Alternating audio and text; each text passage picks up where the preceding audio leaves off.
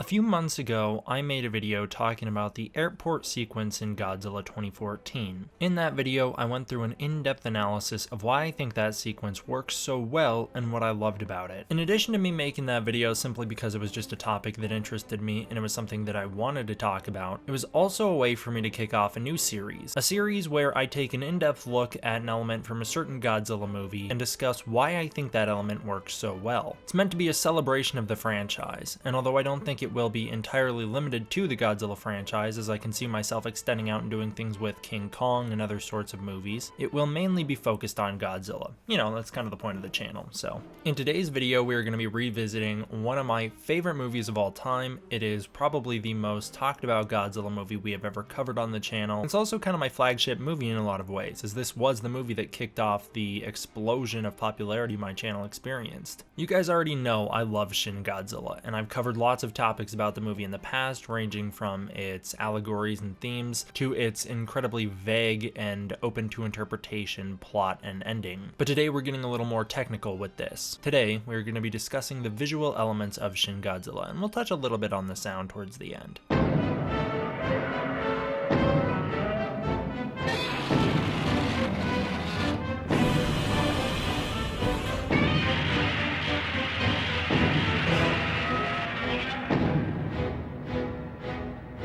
Starting out, I would just like to say that in my opinion, Hideaki Anno and Shinji Higuchi's Shin Gojira is a visual masterpiece. It's a film that utilizes every filming technique possible and couples it with inspired editing to produce the most visually interesting entry in a franchise that is 65 years old. Perhaps the most impactful scene in the 2-hour film is a scene marked by contrast. After Godzilla lays waste to Tokyo, at about the halfway point in the film, everything slows way down to emphasize the devastation that has just occurred, and this is where the film breaks every visual rule that it had established up to this point to stress the loss that Japan has suffered. Today, we're going to be focusing on the aftermath of Godzilla's devastation and why that scene works so well. Throughout the course of Shin Gojira, cinematographer Kiichi Sakurai makes use of a variety of fluid camera motion. He and Anno break this rule very rarely and only do it for deliberate reasons. The only time the camera becomes shaky and breaks the smooth aesthetic of the film up until the aftermath scene is when the camera is depicting someone's perspective. Early in the film, we see the POV of a Coast Guard officer's body cam. This is the first instance where the film loses its smooth aesthetic. It's simply done as a way to add some realism to the scene. Then, throughout various points in the first act of the film, the camera switches from a studio-grade piece of equipment to an iPhone camera whenever someone is filming within the film's universe. The camera switches into this iPhone perspective a few times as the ocean is erupting in Tokyo Bay, once during the evacuation of the Aqualine, and once as someone is filming Godzilla as he's swimming through the ocean outside the Haneda airport. Most notably, though, the camera switches into this iPhone footage during Godzilla's first landfall as people are running away and panicking. Each time Anno utilizes this style of filming, it's a way to create a sense of realism, as I mentioned earlier. Because Shin Gojira is so heavily connected to the 3/11 disaster suffered by the Japanese, this real-world means of filming connects the fictional catastrophe to the real-life tragedy. The utilization of iPhone footage is also done to recreate visuals captured on camera during the 3/11 incident. However, outside of these brief moments, Shin Gojira features an array of smooth camera operation. The movie never stops moving, both visually and narratively. The camera is never truly stable and the story is constantly progressing. Often, during scenes set indoors, the film utilizes smooth tracking shots, dollies, pans, or focus racking to create motion. When the camera is stable, it isn't noticeable due to the film's rapid editing. This is done as a way to create action during scenes that would otherwise be mundane. Because most of the movie takes place within political boardrooms as the protagonists try to navigate their way through the Japanese bureaucracy, there isn't a lot happening on screen that would be traditionally entertaining. However, the constant motion of the camera provides a sense of action and urgency to these scenes that helps elevate them. Outdoor shots, excluding the shots with Godzilla, aren't as common in the movie, but when they are featured, they're contrasted heavily with the boardroom and conference scenes. Often, outdoor shots are just used as establishing shots. They pan past or move toward a building that we then cut inside of to reveal what action is happening within. Outside of the panicking citizens of Tokyo who are trying desperately to evacuate the city, we are hardly ever shown any people outdoors, and we never get to see them close close up. This is a result of the film taking less interest in the average Japanese citizen and more in the government that is working behind the scenes to keep these people as safe as they can given their limitations. If you will allow me to overanalyze for a second, this could also represent the disconnect between the Japanese government and the inhabitants of their country. The movie was made by a couple of Japanese citizens, after all, who were unhappy with their government's current status and were pushing for an active change. The film preaches for a new set of rules and guidelines to be set in place. It is pointed out by Rando Yaguchi in the film that the old post-war sentiment that was used to restrict the Japanese in the old days is no longer fitting and was ill thought out. Because post-war extends forever, the initial guidelines that were created with the post-war mindset in place were bound to go out of date eventually. The citizens of Japan, in this case the filmmakers working on the movie, are expressing their concerns regarding the operation of their government. The movie argues that more could be done to further benefit both sides of the spectrum if the ambition from within the government existed. Currently, those in the government are too preoccupied with navigating red tape than with protecting or benefiting their people. In the movie, the government workers don't interact with any of the average civilians because they've become distracted from them. There is now a disconnect between them. The movie's arguing that with new policies, this may be changed. Anyways, back to the main topic of the video. The most noticeable difference between the indoor and outdoor scenes in the movie comes in the form of the film's color palette. Indoor scenes are often depicted as much warmer than the outdoor scenes. They have a wider array of colors utilized and feature a wider contrast between blacks and whites. In general, during the indoor scenes for Shin Godzilla, the darks are darker and the lights are lighter than in the outdoor scenes. The colors are often kept as neutral as possible to lend themselves to a more realistic presentation in an otherwise very formalistic film. The outdoor scenes, however, are distorted. The colors are often muted and the scenes feature less saturation. This gives the outdoor scenes in the film a disconnected feel. Everything looks dull and off. The brown color scheme of the outdoor scenes make them appear less aesthetically appealing while they are more visually interesting. The outdoor scenes are the scenes that feature the action, after all. It is in these outdoor scenes where Godzilla rises from the depths and engages in combat with the military. Another reminder, during these scenes the action is always depicted in fluid motion that is presented through smooth camera movement. Combining this results in action scenes that complement the indoor scenes without overshadowing them too much. This culminates in Godzilla's destruction of Tokyo. It's a hauntingly beautiful sequence that features vibrant colors, rapid editing, beautiful presentation, and fantastic sound design. It is the height of the film. Everything becomes more exaggerated and is pushed to the limit as Godzilla unleashes his atomic breath on the world. The film's realistic presentation of colors or muted tones is suddenly thrown to the side as vibrant pinks, reds, and purples penetrate the darkened night. It is the first time in the film where the color palette between the human characters and the godly genetic aberration that antagonizes them unite. This is a subtle thematic choice, as it is a way to symbolize the coexistence that the characters will be striving towards for the rest of the film. In fact, from this point on, the color palette in the film becomes pretty even overall. Following Godzilla's destruction of Tokyo is a quiet section of the movie that slows everything down and makes the most of its visual and sonic elements for dramatic effect. It is a scene marked through contrast. Without the context of the rest of the film, the aftermath of Godzilla's destruction seems to be presented in a fairly straightforward manner. It goes from sweeping long shots of a city in ruins to close personal shots of characters reacting to what has happened with an unstable handheld camera. It is clear from the scene itself that the handheld approach is done to make things seem more chaotic, as a way to complement the emotions the characters are experiencing. It's meant to make the audience feel uneasy. But without the context of the rest of the film, the why Godzilla's aftermath hits so hard is lost. It doesn't feature any major revelations or traditional emotional sequences of the characters crying or breaking down as a result of what has happened, but the emotion is still felt all the same. This is a result of how it is contrasted with the rest of the movie. The rules that have been established up to this point and will be re-established following this sequence are all forgotten about. The camera moves in ways that are generally unpredictable for how the film has been up to this point. The audio changes from how it used to be. The lighting and color palette shift. It is these differences that make this sequence stand out. The scene starts with an extreme long shot, almost from the perspective of a satellite, as it slowly pans over Tokyo. This God's eye view, as we'll call it, provides perspective on the damage that has been caused on a scale that would be unachievable from any lower angles. The image slowly reveals the extent of the radioactive smoke cloud that is now blowing away from the burning city. Things then transition into shots of a city in ruins. A slow pan reveals the Prime Minister's destroyed helicopter in the mid-ground, painted orange with embers flying past the frame in the foreground. The image represents the loss that Japan has suffered. The helicopter blades now sit in an almost cross-like position. It's a cross that is tattered and destroyed. The camera cuts to Rando Yaguchi and allows him to experience anger and desperation in a moving close-up shot. The shot features high contrast and a shallow depth of field. This is a way to make sure the emotions are exaggerated. Meanwhile, Yaguchi is the only focal point. Everything that moves around him, those moving behind him, all fade away as we see his first loss of emotional control. The camera doesn't track focus on Yaguchi, but instead allows him to move in and out of focus as a way to show his wavering patience and increasing hopelessness when dealing with both Godzilla and his government. We then transition into a series of long takes filmed with a handheld camera that utilize natural lighting as a way to emphasize the confusion and disorder experienced by the characters. It also adds some realism to the scene. The use of these shaky camera movements and the lack of fluid transition between shots disorients the viewer and puts them in the character's shoes. The camera movements slow down and return to normal after Yaguchi's outburst in the office as he's returned to a calm state. I mentioned that we'd touch on the sound quality of the film as well, and we'll do that here. Sonically, this section of the film separates itself from the rest of the movie as well. Traditionally, Shin Gojira features sounds that accompany visuals. We always hear what the characters are saying or what they're doing. For the most part, all sound outside of the score is diegetic. However, the aftermath scene features sounds that come from alternative sound sources outside of what we are watching. Rather than hearing the flames or the devastation, we hear a series of news reports talking about what happened. The voices all overlap and fade in and out of recognition. It's a nice way to provide some exposition in a natural context. It's also a subtle parallel to Japan's quick rebound after Godzilla's first landfall. Both of these sequences feature a montage with overlapping news reports providing dialogue. However, the emotional context and information being delivered in these scenes are completely inverted between the two. One of them is a happy moment, the other is Japan's lowest low that they will sink to. The overlapping voices in this sequence represent the overwhelming situation consuming the characters and the citizens of Japan as a whole. Even when the montage fades into scenes of the government attempting to resume operation following Godzilla's attack, the overlapping voices never cease. Although they switch from news reporters off screen to characters walking around, everyone continues to talk over each other and add to the chaos. The overlapping dialogue and rapid information continue to bombard both the viewers and Yaguchi until he has an outburst. Suddenly, all audio is cut. Even the TV that featured a news report in the background is silenced. Although the ambient sound of the room is heard and we can still hear their clothes ruffling, the dialogue all ceases. This provides both the viewers and the characters a moment to catch their breath. Even the score during this sequence stands out from the rest of the film. Rather than featuring lots of brass and percussion as what's commonplace in the rest of the soundtrack, the film forgoes the full orchestral aesthetic and opts to have a single piano and a stringed instrument play over the montage. The quietness and simplistic melody add a layer of tragedy to the sequence. The reason that the aftermath of Godzilla's destruction is so impactful isn't because of a dramatic monologue or an emotional breakdown of the main character, nor is it because the film utilizes handheld camera movements and natural lighting to provide a sense of realism and confusion to the scene. It's not impactful because of the overlapping voices and bombarding of tragic information. It's not even a result of the film's fantastic score. The reason the aftermath of Godzilla's destruction is so impactful is that it stands in direct contrast to everything that came before